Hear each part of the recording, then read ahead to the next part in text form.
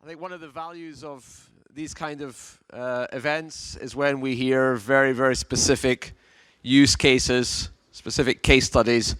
So it's great that we have an opportunity to hear a service provider, solution provider, and their clients talk directly and at length about how they make a solution real.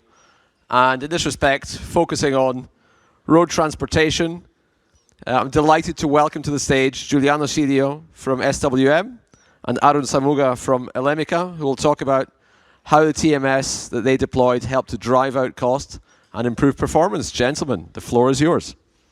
All right, so good morning, everyone. I hope lunch hasn't settled yet in your intentions yet, and you are fully attentive to the presentation. So let me just introduce myself. I'm Giuliano Scilio. I'm the Director of Supply Chain for SWM International. Arun Samuga, Chief Innovation Officer at Elemica, and supporting Giuliano here as a client.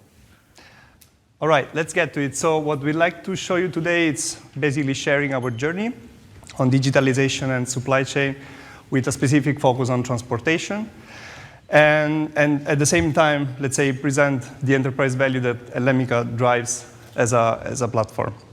So I'll get directly to it, first of all, with a short introduction of SWM. So we are an international company. We are a producer of lightweight materials, mostly paper manufacturing. We are based in 4 continents, and let's say we deliver more than 90 countries worldwide. Just to give you some numbers on the transportation side, our freight spend is $20 million a year. That includes all freight modes, FTL, LTL, distribution, inbound, outbound. And we handle around 8,000 shipments per year. So we're not, let's say, the Unilever or the big guys, Procter & Gamble of the world, but we have a significant amount of transportation going on. So why are we talking about this and where are we coming from? In fact, we realized that transportation is key for our company, and SWM International wants to be, let's say, want to be mastering this topic. But at the same time, we had some factors that were slowing us down. So low efficiency in terms of operational management of the freight itself. At the same time, our tools were really analog, as I like to say. So we used to have wall boards and printing of labels going on, and really old-fashioned. And all of this was really driving a lack of flow, so fragmentation of different information in different systems, and a lack of speed. But at the same time, there was something that made us do the move in investing in digitalization. And the first thing was people. Really, our teams have been experts, and they are experts in managing the operational part of transportation. And we are also, let's say, expert in procuring freight. We believe that this is a competitive advantage for our customers, so we wanted to be master in this. On the other hand, let's say you have all experienced the period of COVID, post-COVID, and the deflation this year. So the market is kind of a roller coaster, and it's ripe for companies that master this in terms of navigating the service issues and being able to still find cost-effective solutions for transportation. So this was kind of the background that motivated us to do the move. So there's a myriad of partners out there, but why did we choose Elemica? So first of all, we knew Elemica. We have implemented an order-to-cash automation solution to basically connect with our customers and digitize the order entry process. So let's say we knew Elemica in that regard. The solution that they propose for transportation is comprehensive. So it included inbound, outbound planning, freight cost audit. So it's really a one-stop shop for everything concerning transportation. And the next thing is that it fits a broader ecosystem environment together with procure-to-pay solution, order-to-cash, visibility. So it's a broader supply chain digitalization, let's say, platform, and what I like to call ecosystem, really. The other things, one is very concrete. When we need to push this project internally, always need to find payback and business case. And let's say the guys at Elemica were really keen on helping us finding that together, doing the data crunching and preparing it for approval. And last but not least, network capability. So when we went, let's say, with this platform, we have inherited at the same time all the connectivity that this brings with current network effect, which is obviously great. Yeah, I think thanks a lot for that, Giuliano. And first of all, thank you for the participation here. I cannot express how gratifying it is to co-present with one of our clients, and as a technology service provider, I think that's what makes us happy, that's what keeps us going. We are a global supply chain company focused on process automation as well as supply chain optimization. We've been around for 23 years now, and we started off as, and many clients here walked to us, in fact, and that was pretty refreshing to see as well. We've been around for 23 years. We started in the process industry, mostly chemicals, tire and rubber kind of space. But then eventually we went private, and most recently, when we took measure, we are in about 10 different verticals currently, and most notably a lot of significant progress, I would say, in the consumer packaged goods, food and bev space, with adjacency in the pharma as well as automotive industry. So we play pretty strongly out there. In fact, Giuliano mentioned about the network. I think it's important to realize that we transact about over 1 million messages, business signals a day across multiple processes as it relates to collaboration with like SWM as a client, their customers, their suppliers, as well as their logistics service providers. And lastly, again, we said we are global. We started in North America and Europe predominantly, but we also follow our clients. So we have good presence in Asia Pacific and Latin America as well. So with that, I think we should move on and talk a little bit more about how you actually did the project, and not make this a sales and marketing presentation about Elemica. Sure, thanks, Arun. So we wanted to consolidate a bit why we did this. So what this slide shows is really what were the challenges and how we decided to tackle them. So first of all, our teams were overburdened in a certain way. I mean, handling emails to forwarders, entering orders in our Oracle systems, managing printing of labels and stuff, it's all too complicated. So first of all, we wanted to make their life easier and be more efficient. On the other hand, our procurement teams going out and challenging, I would say, freight forwarders and the market needed to have the best and the quickest, I would say, data reliable as basis for these negotiations.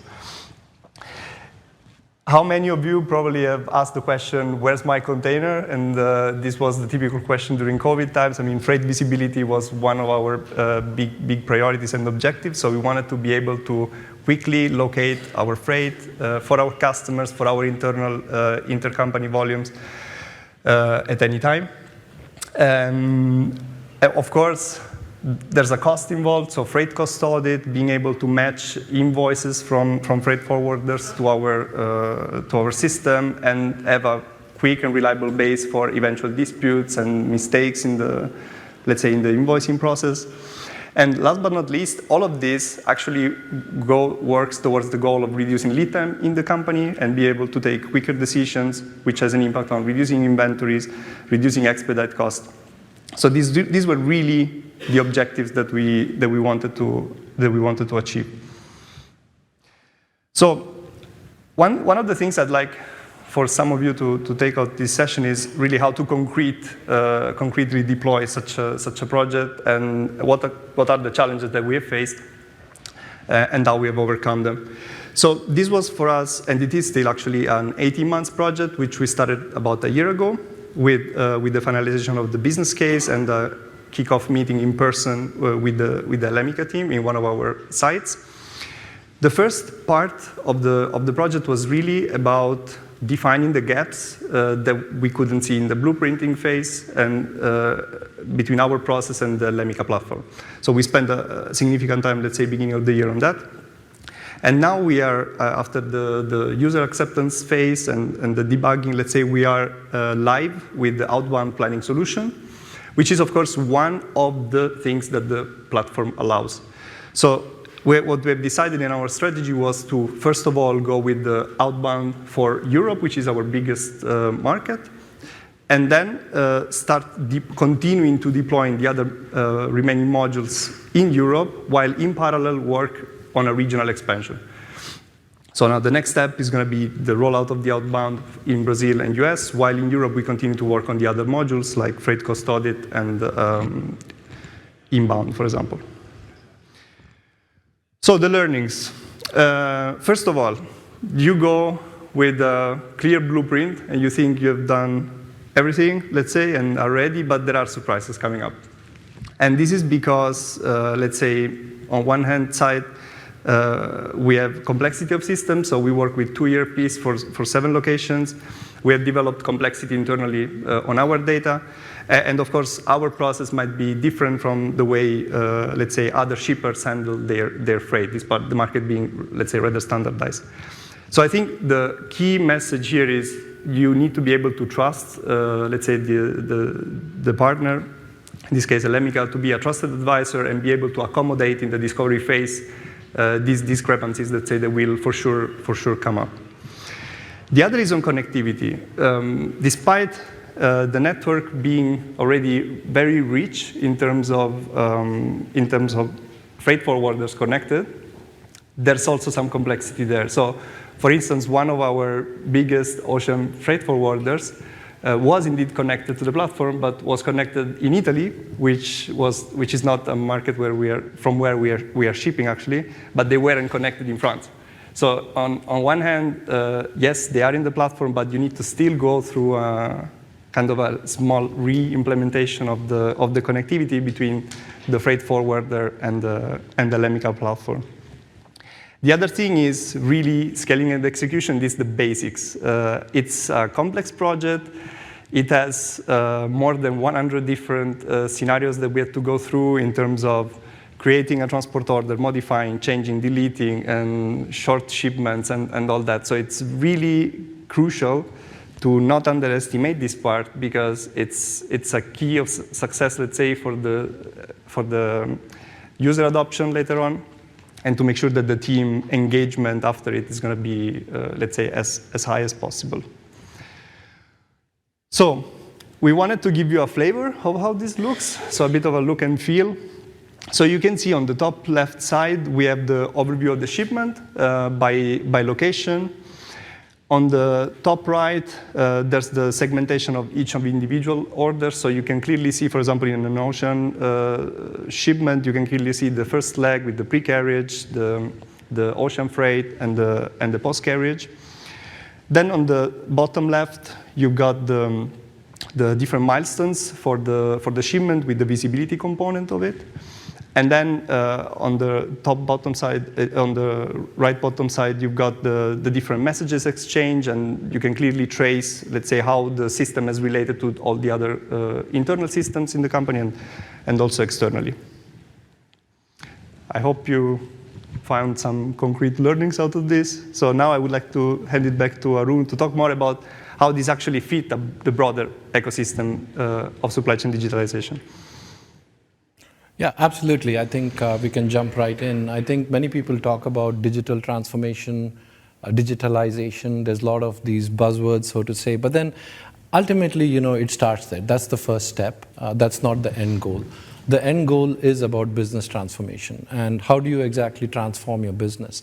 In order to do that, you need to be in a position to identify the key phrase, which is enterprise value. Where are you actually deriving enterprise value? And that becomes the most important objective, as we've noticed, not only with clients like SWM here, but across a huge range of clients across different verticals that we deal with. And what I wanted to do was maybe go through a couple of journeys with you to impress upon you how you can ultimately arrive at enterprise value. So first of all, it all starts with data. So I think it's extremely important if we go back one, I think, I just wanted to go through a few segments here and then, ensure that we don't jump directly into data per se, but how do you get there? I mean, many people are able to measure performance, but how do you actually get there? The way we kind of look at it is, ultimately it's about the data. So there is visibility that's needed. There is embedded analytics that you need. You need a strong data management strategy. And that's something that we represent as part of our insights layer. But then how do you actually acquire that data? How do you transform it? How do you enrich that? Not all your trading partners are equally capable in terms of technological prowess, as well as investment in any middleware or extensive solutions like ERPs or transportation management solutions, to say the least. So we go in with a multi-channel strategy. So it's possible that some of your trading partners are capable of sending EDI, XML, API style integrations. But then, you also get to the long tail where you have partners who are only capable of sending you PDFs, Excel files, HTMLs, CSVs, or image. So we put that under unstructured data. So we have the capability to handle data regardless of format. We're pretty language agnostic, present globally, right?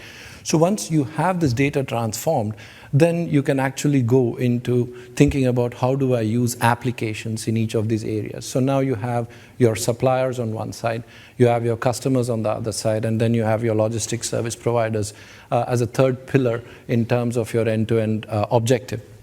So with suppliers, of course, you're talking about purchase order management, you're talking about vendor managed inventory, you're talking about electronic invoices, and ensuring that, certificate of analysis, ensuring that you've minimized any issues that can arise due to resiliency or risk. Of course, supplier compliance is also extremely important in this day and age as it relates to a globally landscape-driven distribution. When it comes to customers, the equation changes a little because with the suppliers you have a little more bargaining power, if I may, as a client. But with your customers, I think the equation changes a little. Of course, while your objective is to maximize, customer delight, I think getting that order in accurately, maximizing on time and full becomes extremely high priority. And then when we talk about the carriers, which is where we have this journey with SWM, I would say, you need to look at your freight cost, how do you optimize it, minimize demurrage, detention, and establish great carrier collaboration. So these are all the different pieces that I wanted to impress upon you, for which Elemica has solutions, but most importantly, the goal is to talk about how that fits into optimizing enterprise value. So with that, I wanted to talk a little more about how do you actually get there, right? So I'm not going to get into each and every number written here, but most importantly, we spoke about carriers. I think you're looking at demurrage, detention, freight costs, optimization, etc. But let's go through one quick journey here. So you're sitting in your enterprise with your users, and this is extremely important for the leaders of tomorrow, the current leaders as well. And I'm urging you to actually take a look at, to employ an end-to-end vision. So it starts with, okay, you want to maximize, minimize risk with suppliers. You want to optimize deliveries. You want to maximize customer happiness. But you have your users, okay? You have your customer service representatives, transport planners, freight planners, etc. What are they dealt with? SAP, Oracle, TMS solutions, Acumatica, Sage, etc. And then, finally, you want to optimize demand collaboration, fulfillment, compliance. So each one of these things are individual pieces, right? How do you stitch them together? And that's where, you translate, you take these pieces, weave them, and transform into the next stage. And you should be able to measure each and every one of these, and that's how you derive enterprise value. Thanks, Arun. So with that being said, we wanted to leave the room for questions and open interaction. And yep, the room is open for questions. That's it. Okay, any questions to Giuliano and Arun? Yep. This one here.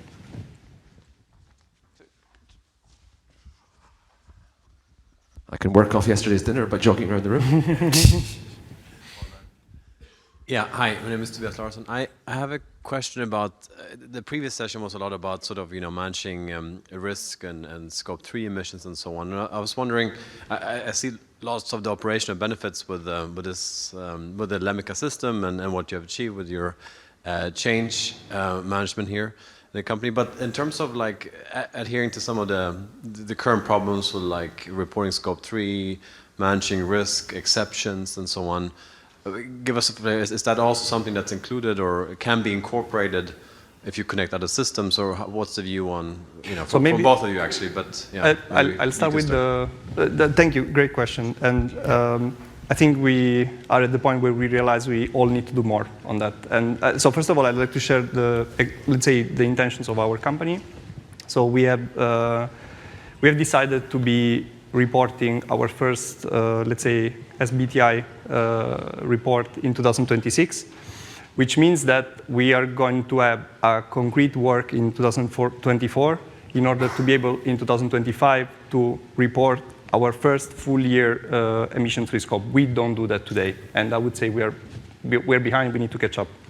So, of course, technology is going to be a huge component for that in terms of collecting all the information. So for sure, we are counting on Elemica, let's say, on the transportation side, to be able to accommodate that. Yeah, absolutely. And I think, I'd like to answer it from a technology provider's perspective. Of course, we work with a lot of clients very closely on this topic. And I also attended a couple of sessions earlier. There is some level of abstractness that's still there. It's not like clearly defined to say this is exactly what the solution needs to do. But what I've noticed is if I employ an outside-in and an inside-out view, there is a lot of push, especially in Europe. And I would say Europe is slightly ahead compared to North America in that regard. That's an observation I can openly share. I would say that there are programs that are gaining some popularity. So we're working with a couple of our clients on Catena X that's driven by the automotive industry. And again, as I said, we are adjacent to that industry. So you can imagine chemical suppliers supplying to the automotive industry, and they're mandated to provide their Scope 3 product carbon footprint data. So we become a data conduit automatically in order to enable that exchange and collaboration. So that's one step. Of course, there's another mandate in terms of exchanging demand and capacity information between automotive industries and their suppliers. So that's another applicability of use case where we can integrate systems in order to exchange this information pretty seamlessly. So that's an outside-in kind of push that we are already playing in. Now, from an inside-out perspective, our systems, we continue to remodel. We own our technology. We don't depend on a third-party provider. So we are able to adjust some of our core data models in order to account for product carbon footprint data initially. And then we're going to see where it goes in terms of our clients as well as the regulatory bodies and objections that come along the way, especially in terms of compliance as well as the overall network. So we're going to continue to evolve in that direction. But our systems are already capable of handling product carbon footprint information as part of either a regular delivery note or a shipment data that gets exchanged or transport signals between the carriers as well as the shippers. Great, thank you. I think we've got room for one more question. Anyone else?